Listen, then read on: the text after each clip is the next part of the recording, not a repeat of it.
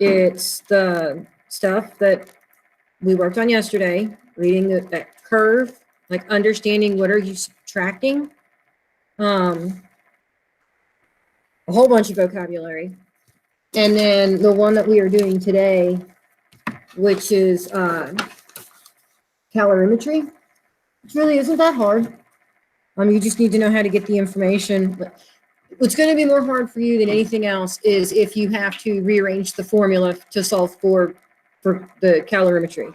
It's not hard. It's just some of you, your like algebraic reasoning, like how do you rearrange for different variables, you still have problems with it. So let me mark all these because I know we don't have bells, so I might have some people that are coming in.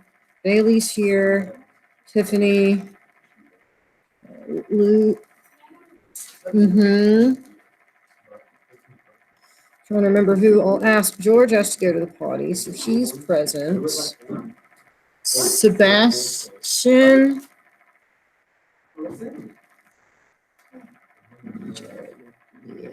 Tatiana has to go.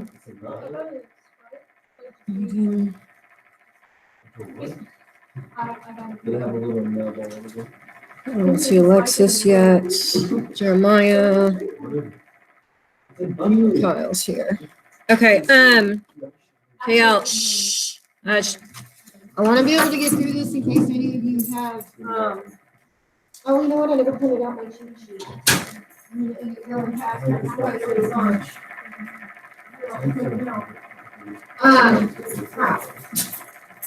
Oh well, it's okay.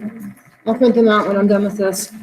For this opener, what is the difference between the temperature of something and how much heat it has? Because there's a big difference between the two. What's the difference between the temperature of something and how much heat it has?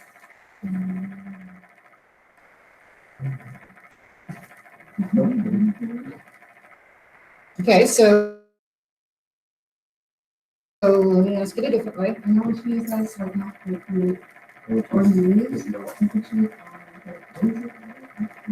Okay, so like, I'm gonna ask this in a different way where you'll understand without me just telling you the answer.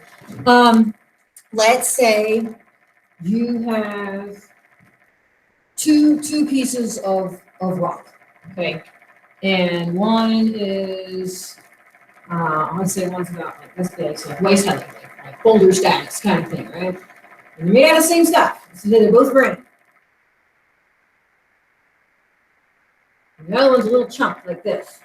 What would be the difference between a big rock versus the same substance, smaller one, between the temperature of them and how much heat they have?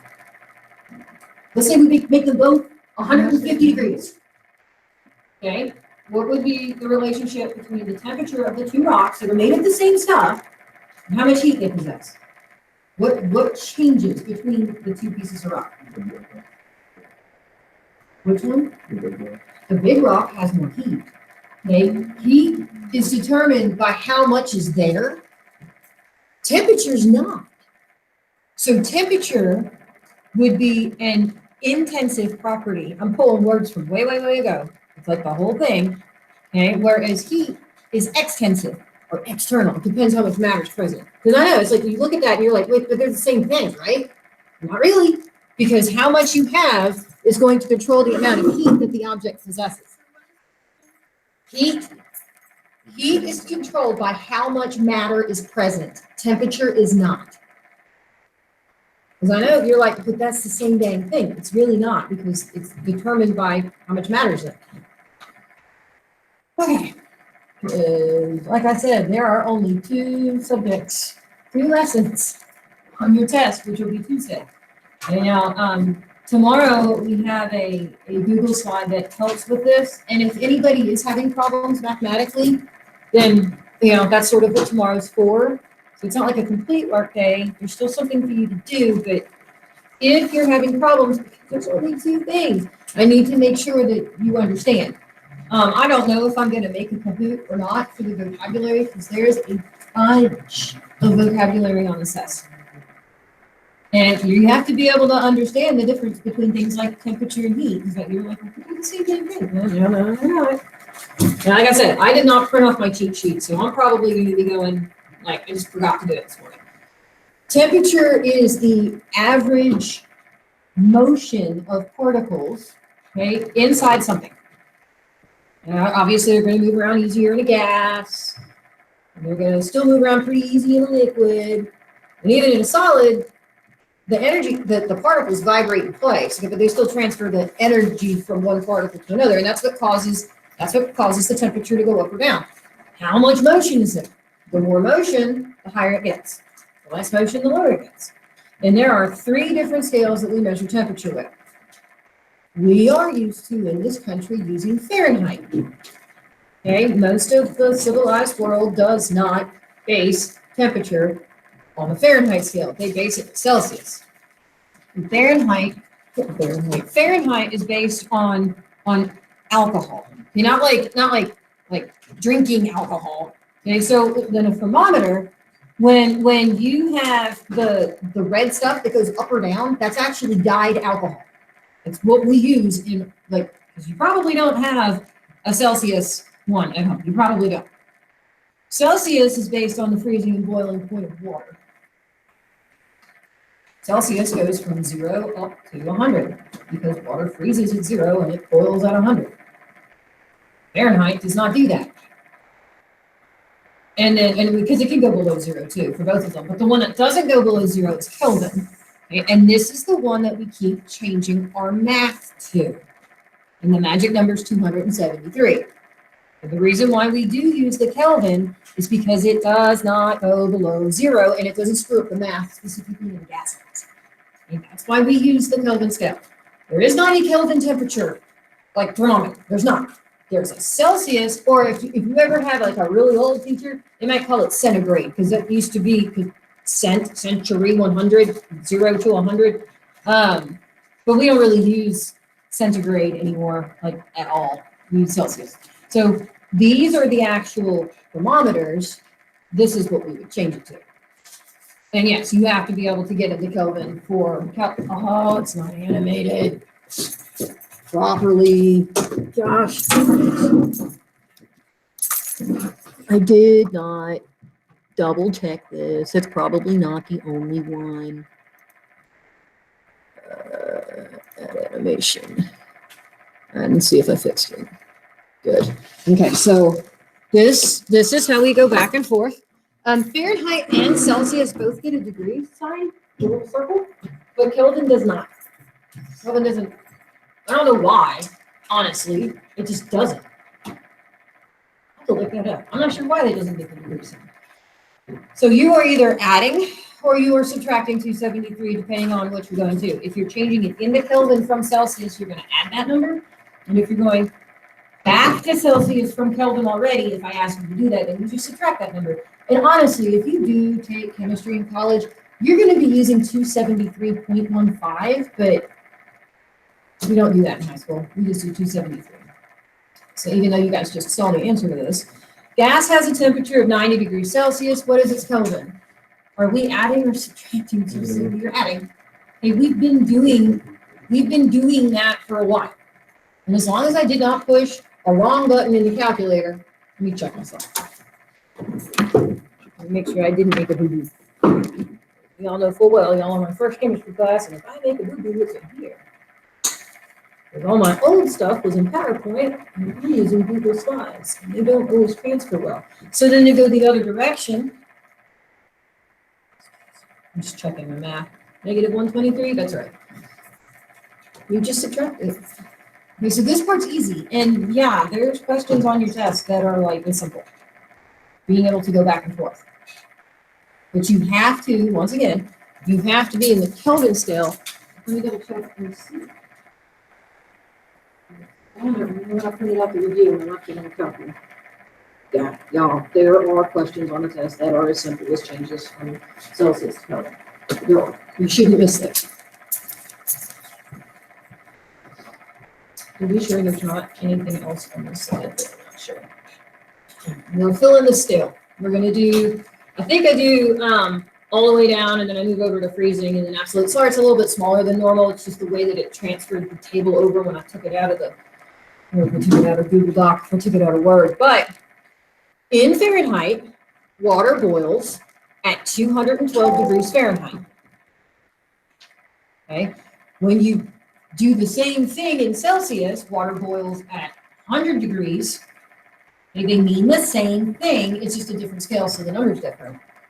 And then in Kelvin, when I add 273, it will be 373K. It's not exactly lined up properly, but it's not that bad. But they all mean the same thing. This is which scale are you in? The freezing point, however, in Fahrenheit is at 32 degrees. In Celsius, that translates to 0. And like I said, this is why this used to be called centigrade, because it's a difference of 100 degrees. We just don't call it that anymore. I don't know when they switched to that, because I remember calling it centigrade as a kid. And then when you add 273, it's 273. Once again, these all mean exactly the same thing. This is the point at which liquid water starts to turn into ice, or it's when ice is starting to turn back into liquid water, because melting and freezing point are the same spot. Now, in the absolute, if we change these things, okay, to the representative value, absolute 0 is the coldest temperature that we can get, okay? When I convert that, oh, that's a typo. It should be a C. It should be a C. I apologize, but at least I caught it. It's a C. Oh, I'm sorry. I'll roll that back through. I don't swear I don't do it on purpose. All right, so 0 Kelvin is negative 273. Which one you're looking for? Do you even know? Okay. Sorry, I really wasn't trying to ignore you. I've had, like, the last 2 weeks have literally been hell. So, and I've been playing catch up. Okay, so you're missing water bodies and ocean temperature.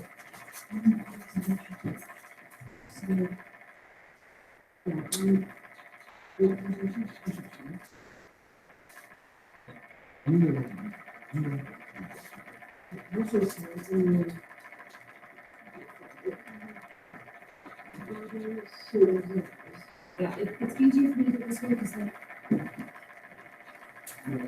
so I think most students would still rather use paper. All right, so at absolute 0, it is so cold. It is the absence of any moving anything. So it's so cold that electrons literally stop moving around the nucleus. That's how cold it is. Now this isn't real. Okay, the coldest we've ever measured is 4 degrees Kelvin, and that's way out in space. Okay, we've got those satellites we lob up.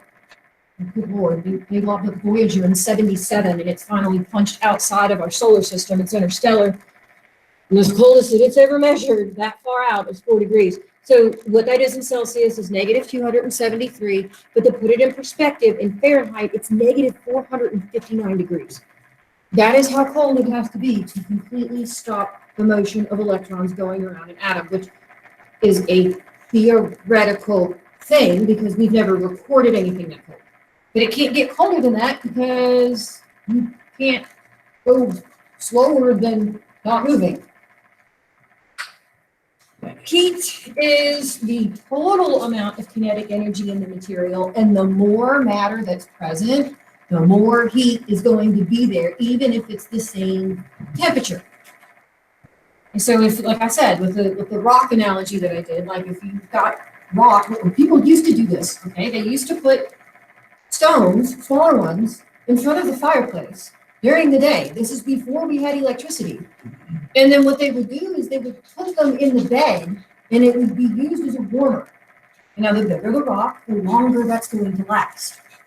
That's the difference between temperature and heat. They get to be the same temperature, but the bigger it is, the more heat it has, and the longer it's going to hold on to it. It is measured either in calories or joules. The joule is the metric version. Okay, so like when you buy food, Not that you guys probably look at the nutrition label, okay, but it's going to tell you how many calories that food has. How much potential heat does that food have? And the more calories it has, the more energy it's going to give. And if you eat more calories than you burn off, you're going to gain weight. Because that energy has to go somewhere and it goes on you. Now, what a calorie is, it's a measurement of how much heat is necessary to raise the temperature of 1 gram of water 1 degree Celsius, not Fahrenheit, Celsius. And 1 calorie is equal to 4.18 joules. So this is how I would go back and forth. If you're going from calories to joules, you would multiply by this. And if you're going from joules to calories, you would divide by 4.18. Whoops, that is the conversion factor to go back and forth between them. It's not hard. It's just, are you going from, I'll pull one of these things up. From calories to joules, well, that's your conversion factor. You multiply, or if you're going from joules, then you're going to divide by that 4.18. This stoichiometry stuff that we've been doing works. All it is conversions. That's all it is. And yes, I have used these cross things before to help people that couldn't figure out math. And I'm like, I'll do it for you. Pull out paper, draw a bunch of lines, look up my conversion factors, and voila, fixed it. Did that helping somebody change from millimeters to inches for a picture at a camera shop, photo shop. They're like, how'd you do that? All right, so the question is, does a cup of boiling water and a swimming pool of boiling water have the same temperature? And the answer to that is yes. Okay, they're both 212 or 100 degrees Celsius, depending on your scale. They're both boiling. And until all the water boils off, it's not going to be hotter than that, because that's its temperature. However, do they have the same heat content? Okay, so why not? Yeah, there's way more boiling water in the swimming pool. Okay, so if you stop applying the heat to it, like you just leave it alone, the cup of water is going to cool off way faster than the pool. Okay, now I don't know if any of you have pools, okay, but in the summer, like when it's 100 and some odd degrees outside, pools normally don't go below 80 degrees. And they stay that way at night. Just because the sun's not shining to heat it up anymore, it doesn't mean that it's just going to freeze. It holds on to its heat. And I don't know if any of you have heated pools or not, whatnot, but I mean, honestly, in Texas,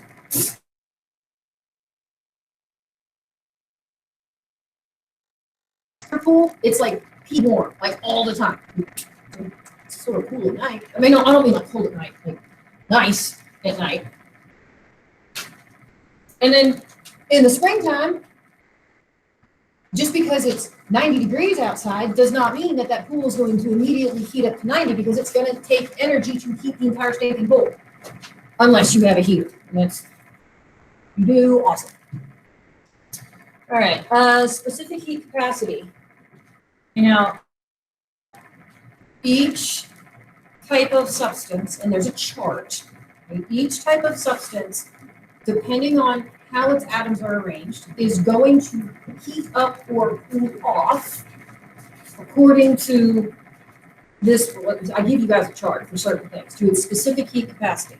How much energy or heat is needed to raise a temperature of 1 gram of it, the entire thing, 1 gram of it by 1 degree Celsius.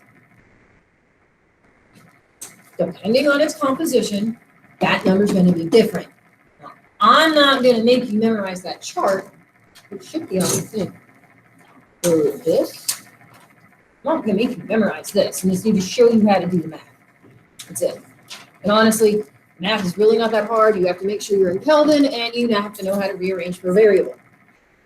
Choose the part that I don't ask you to solve for what it's set up for. That's when you guys are like, I don't know how to do this. Metals, and honestly solids, like in general, they are going to quickly heat up and cool off. There are certain metals that we like to use in pans, like copper. Aluminum, not so much. Iron, you use cast iron skillets at home. Certain things will heat up and cool off quickly. Liquids, tend to have the opposite effect, especially water. Water takes quite a bit of energy to heat up and cool off. So in general, your solids do this quickly because they have a low specific heat. Does not take as much energy to heat it up and cool it off. Liquids tend to have a higher one. Takes a lot more energy to heat it up, but that means it also takes a lot more time and energy to cool back off. Water is an excellent absorber of heat. In fact, that's why at the coast, like if you've ever been at the coast, the difference between day and night temperatures is really not that different. But if you go to the desert, it can be 100 degrees during the day and literally 40 degrees that very same night. Because there's not as much moisture in the air. Now, you guys don't like that word. I'm sorry. Word. What? Yes. Okay, so the formula for this, Q is your heat. You know, depending on how the question's asking it, it could be in calories or joules. And the way you go back and forth, if I ask you to do that, is that 4.18 number. So you're multiplying or you're dividing. The M is the mass in grams of the entire substance. Kilograms, not pounds, grams. C is your, I guess I put it in the wrong order. C is your specific heat. You're going to get that from that chart. And then your delta T, that delta means subtract the two. Difference of final minus initial. Now, I could just give you the temperature change already, and then you don't have to do any of that. But you do need to make sure, now, because Celsius and Kelvin change on a 1-to-1 ratio, as long as you're in Celsius, you can actually keep it in Celsius. Now, if I ask you for the answer in Kelvin, then you need to make sure you change it to Kelvin. But because, like, 1 degree Celsius is 274. 2 degrees Celsius is 275. Like, it's a 1-to-1 jump. It's okay to keep it in Celsius. I've always been taught to change it to Kelvin. Well, that's what I just said here. But this is what delta T means: the ending temperature, the final temperature, minus the beginning or the initial temperature.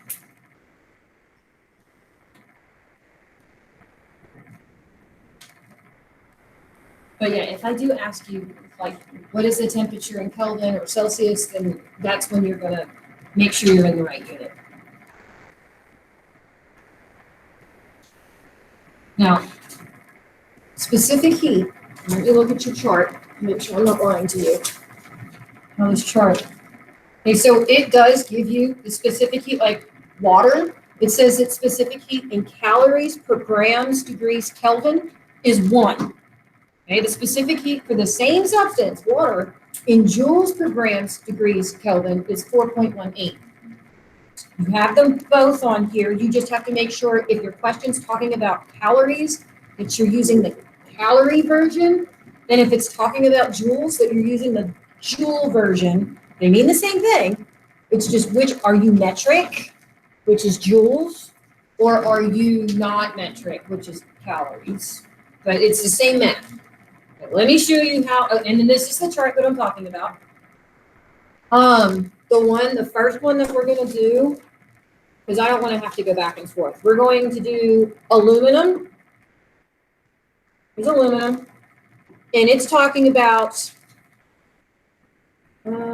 calories. So I would be using this one.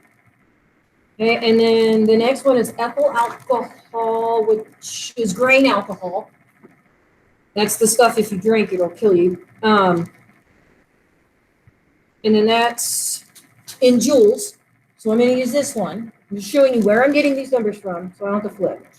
And then the last one we're going to do is olive oil. Oh, I'm calculating the specific heat for olive oil because it's not on here. And it's going to be in joules. My answer will be the unit. We'll be using the J. Joules per grams degrees Celsius in this case. All right. We're going to work these 3 problems. The math's really not that bad. How many calories of heat are required to raise the temperature of 25 grams of aluminum from 14 degrees Celsius to 22? You can leave it in Celsius. Okay, the difference between those, and if you converted it to Kelvin, the difference between it's going to be the exact same number. I have 25, well, I think I put I put the equation up here first. This is, when I ever learn a new equation, I literally do this every time. I write my formula, and then I identify my individual things that I do know. This is the way that I've trained myself. I tend to teach it this way. It tends to make fewer mistakes. Now you can still underline and like write the symbols on top of it if you're one of those, but you need to identify what you do have and then what you're solving for. So I have 25 grams of the aluminum. That's my mass. It's going from 14 to 22. So 22 minus 14 is worth a difference of 8 degrees Celsius. It would be 8 Kelvin if I switched it. And then what I got from the previous page is my specific heat is 0.21 calories per grams degrees. It says Kelvin, but Kelvin or Celsius is fine. Even though these don't match, the difference would be the same. I'm going to plug everything into the formula. Now, this is a straight, this is not, let's see, how many calories of heat. So I am solving for, well, what did I just do wrong? I did something wrong. Let me work it out. Q equals MC. I'm sorry, what? How do you get the Oh, here. No, I didn't set it up wrong. Right here. Alcohol or aluminum with calories is this one. If it would have said joules instead, then I would have used this one. That's where you're getting it from. I didn't make a mistake. I was looking at the wrong thing. Q is the calories. If my specific heat, I left the unit off. Don't let this scare you. I left the unit off for my specific heat, my CP. I leave the P off in the formula. So my calories, because it's going to match this, is going to equal my mass, 25, times my specific heat, which is 0.21 calories per grams degrees. It says Kelvin, Celsius, same thing, times 8 degrees. Whether you have this as a K or a C, as long as this matches your correct unit, which is going to be a calorie, then it's okay. And when I multiply the 3 out, it's a total of 42 calories of heat are necessary to raise this 25 gram chunk of aluminum that many degrees Celsius. I don't think I put anything else on here. I'm not changing it yet. Like I said, I didn't print off like I always do this. Make sure I don't push the button too much. I didn't print it off. I need to because I need to put it in my chemistry Bible over there.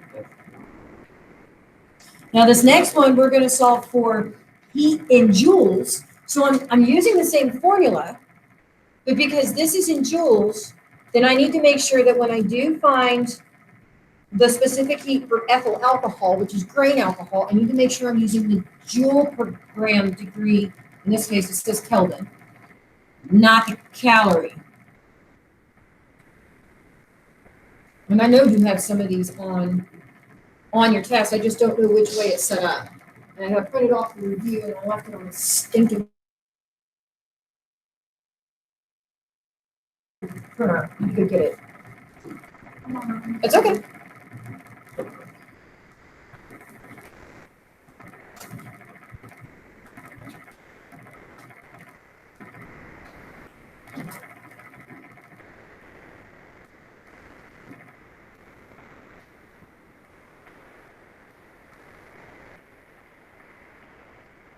That. Oh, I mentioned this. You can write this down if you need to.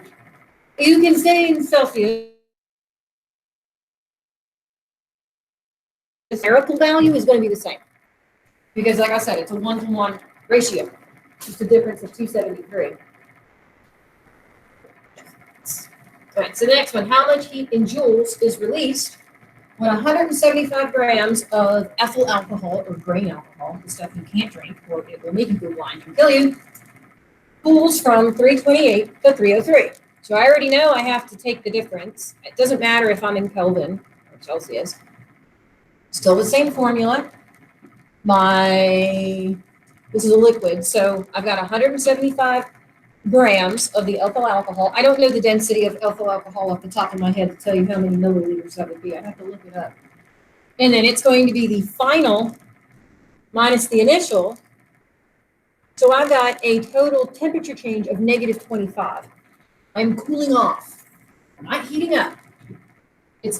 Keep in mind, the Kelvin scale is not negative. I have a reduction worth of 25 degrees Kelvin. Really, I shouldn't use the word degree because it's not a degree, but it's not that it is negative 25 degrees Kelvin. It's not possible. Can't go below zero, but I have a reduction of that amount. So from the chart, when I looked up the alcohol, but in the joule side on the right, it's 2.4. I do not need to rearrange the equation. I'm literally plugging everything in and multiplying. And when you do multiply the 3 out, you get a release of negative 10,500 joules of heat to the environment. Okay, so that chart that I was showing you how to read, the delta H, that's the thing that could have been positive or negative. If it was exothermic, if it was giving heat off, that's a negative value. If it was bringing heat in, if it was endothermic, that was a positive value. And if for some reason you were not here yesterday, that is what we did. We made sure that you could analyze those graphs. Is it always initial minus final? Final minus initial. It's always ending minus beginning. Yes. We're almost done. We got one more. Anybody still writing this down? I swear I'm not trying to get too fast. All right, last one. We're going to solve for specific heat, which really the C should have a P, but we still have the same formula. I have olive oil, the stuff that you cook with. Well, possibly. You might use vegetable oil or peanut oil or something else, but we have olive oil. And I have 3.4 grams of it. That is its mass. I am applying 435 joules of heat. That is my Q. And I'm solving for specific heat, the C. It is going to 85. So it's final 85 minus initial 21. And when you subtract the two, my change in temperature is worth 64 degrees Celsius. And like I said, if you change this to Kelvin, it would still be a difference of 64. To solve for C, I'm going to do this on the dry erase board. I'm sorry, those of you that are on the remote, I didn't do this the right way on the thing. So in my formula, Q is equal to MCP. I just left the P off up there. It's the same thing. So to solve for my specific heat, I need to divide both sides by mass and change in temperature. So Q divided by mass times my change in temperature is my specific heat. Okay, if I was trying to solve for mass, because I can't remember what's on your assignment page because I haven't done a key yet, I'm going to divide both sides by CP change in temperature. That's going to be my mass. Then to solve for my temperature, it's Q divided by M. What am I solving for? P? CP. I have not done an answer key yet, so I don't know which of these you need to use. Okay, but this is the correct way that you would rearrange for each individual variable. Let me look at the You got, oh, this is a short one. You got lots of temperature conversions. 7 is solving for Q in calories. And then I want you to convert to joules. I gave you the conversion factor. Number 8 is solving for temperature change. This one. And then number 9, you are solving for mass. This one. Doesn't matter, I put the variable on the right-hand side. I just wanna have it by itself. Okay, so these are the ways that you do rearrange, but obviously this is the way it's set up for the original one.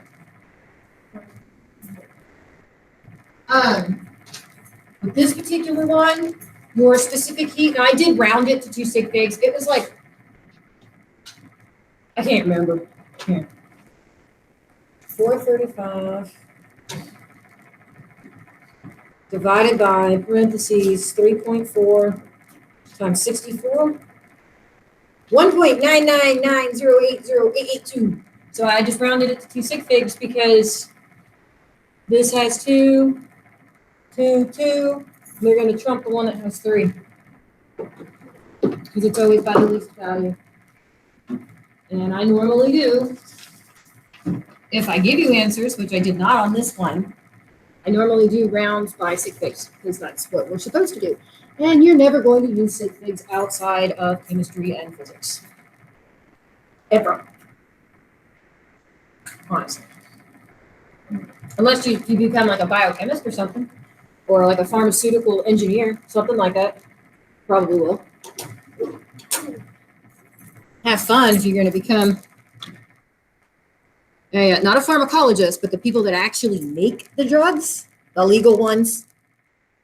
Micropenny stuff? No, Oh. You said liquid drug. I said the legal ones, not the illegal ones.